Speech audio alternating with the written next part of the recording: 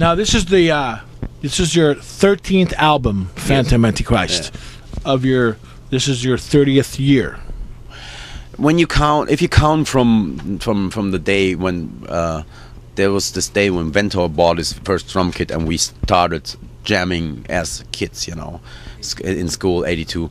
Then it would be 82, yes. But if you count from the first album, which I count from, you know, this is to me the birth of Kreator. It would have been 85. I'd say 85. Endless Pain.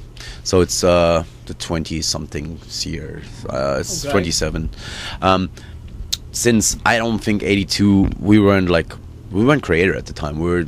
Couldn't even. I learned my first chord at the time. So. Huh. And so this album has a bunch of extras. There's special editions. There's special tracks. How involved are you? Obviously, you probably as involved as ever. Yes. Nowadays, record companies ask you to come up with bonus material, and a lot of bands are very busy putting that together. And to us, it doesn't make sense, and it makes sense in a way. I mean, if you put out like a special edition with like one bonus track or a demo track, then to me that's not even worth paying the extra money. And we don't want to you know, like be one of those bands that just puts out like extra this, extra that, and just to milk it.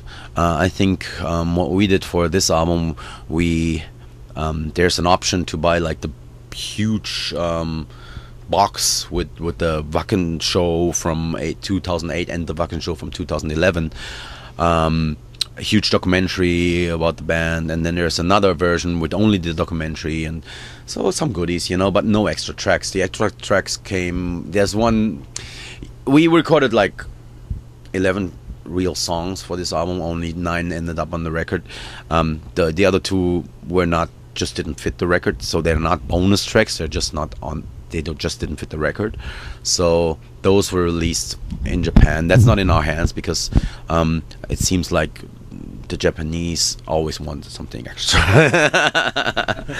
which is unfair towards the rest of the world, I think, you know, because no one else gets the extra treatments. But yeah, I can live with that, you know, as long as it doesn't become like the main attraction of an album, like this is the extra, this and that, you know. I don't believe in that. I think an album should tell a story, and I think that's what Phantom Antichrist does. That's why there's 2 leftover songs, because those didn't fit the story, right? And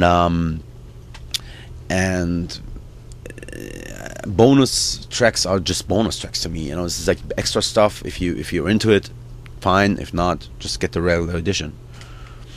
Yeah, we always end up having to pay extra for the stuff the Japanese get as part of, not even extra, as part of their package. It's very unfair, but we like to thank them for all the electronics and shit, you know, because we'd be screwed. We'd still be driving Fords and stuff. Yeah.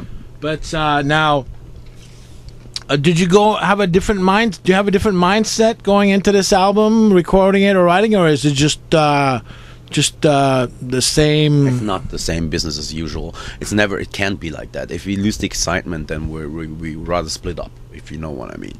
There's no such thing as that you just do another album to go back on tour. It's not working like that. Okay. You have to be convinced, you have to be 100% dedicated to your music, otherwise it's worthless. You know, we've never recorded an album where we all thought like, yeah, it's okay, just put it out. You know, that's not the way it works. We have to get excited about our own music. If we can get excited, no one else will. And what are some of your inspirations for the Phantom Antichrist? Basically our back catalog and other bands that we listen to and that we listened to when we were growing up, being metal kids. Many of those records, like traditional metal records, you know, like the classics, you know, and those inspired some of the harmonies on the album. A lot of guitar stuff, like Iron Maiden, you know, like Judas Priest is our main influence, always has been, and but then again also like new school hardcore, thrash metal, old school whatever, you name it, it's like we absorb music. We're fans, we're music. I'm a music fan. I like every genre almost, except for certain country. No, some stuff I do like. I like a little bit of Willie Nelson, Johnny Cash, of course, but that's old school shit right there. Yeah, and it has a message, know. I'm not like I wouldn't say I don't like certain genres. I just like certain bands, if you know what I mean. And if I like a band, I don't care what genre they come from. So you're on tour with Accept and Swallow Sun from Finland, the Teutonic Terror tour. It's quite a tongue twister. I tried saying it fast on the way over here.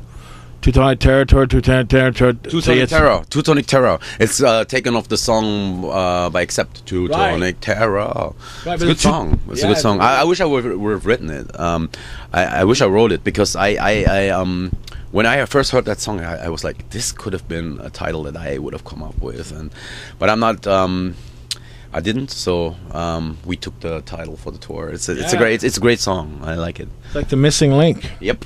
So, do you recall seeing Accept back in the underground days when you were a youngin', or are they? I was a kid, man. I had to ask my mother to go to this. It's that long ago.